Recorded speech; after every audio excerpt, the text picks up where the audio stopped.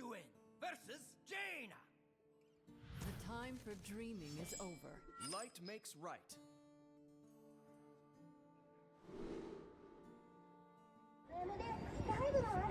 Oh man.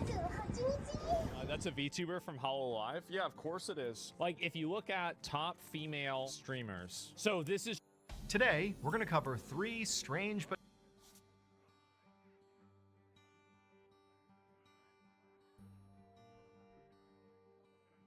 room, they're safe, the doors. All right, so today I'm gonna be making a very special announcement at some point in this YouTube video. I'm not gonna tell you, and they were coming from outside the shack. And at first they couldn't really tell what these voices were saying. They were kind of garbled. But eventually they all began to hear the same thing. Whoever was out there, or whatever was out there, was talking about Rivellino. Specifically, they could hear that name. And what they were kind of saying is, if Rivellino comes out here, we're going to kill him. And the moment that all the boys sort of picked up the fact that somebody's out there and they're threatening to harm Rivellino, they're all like, Dad, what do we do? What do we do? And Rivellino, I mean, he's hearing this too, but he tells his boys, it's okay. You know, I don't know what's going on out there, but clearly somebody is playing a cruel joke on us. This is a prank. This can't be real. And so Rivellino told his sons, their plan is they're just gonna stay put. They're in this room, they're safe, the door's locked. We are gonna wait until the sun comes up, and then we'll figure out who did this, who's playing this prank on us. And so sure enough, Rivellino and his sons would stay in their room, barely sleeping, all the way until 6 a.m. when the sun began to come up again. And at that point, Rivellino told his sons to stay put, and he was gonna go out there and investigate. You know, and by this point, they had stopped hearing voices. You know, there were no more sounds coming from the kitchen. It sort of felt like whatever that was, whoever that was, had passed.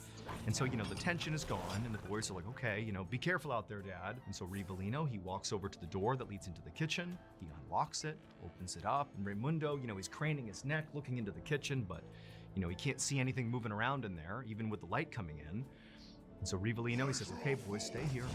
Rivellino goes out into the kitchen and shuts the door behind him.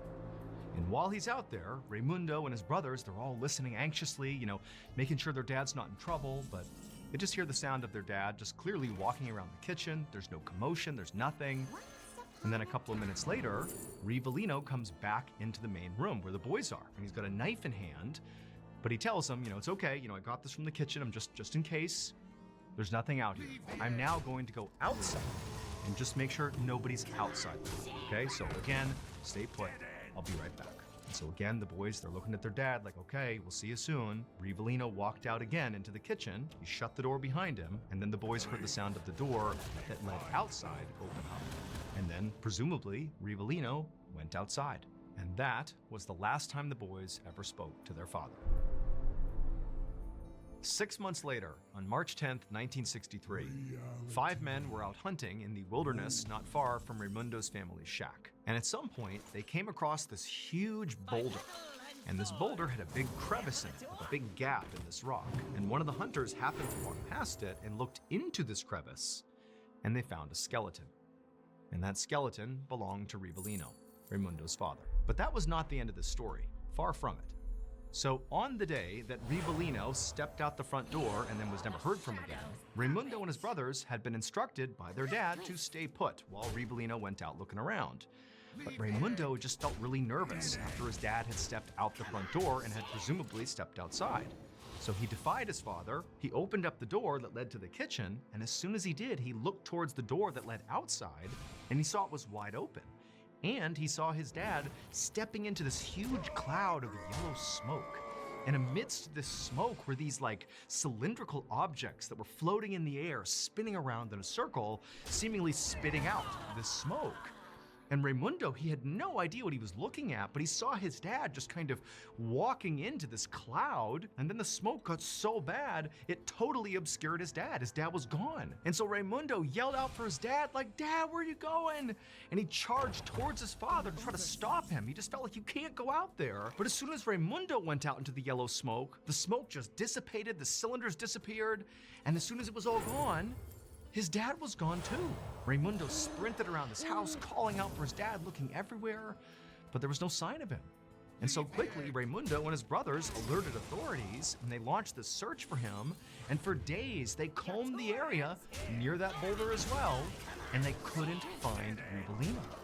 And so eventually, they abandoned the search. And then 6 months later, his body was magically found in that crevice. To this day, nobody knows what actually happened to Rivellino and how he wound up inside of that rock crevice. Also, people have no idea what that dark figure was skittering across their kitchen floor the night before Rivellino went missing, or who those voices were threatening to kill Rivellino, or the objects that Raimundo apparently saw floating in the sky spitting out yellow smoke. Nobody has any idea what any of that stuff is. All we know is Rivellino disappeared and 6 months later turned up dead in that crevice.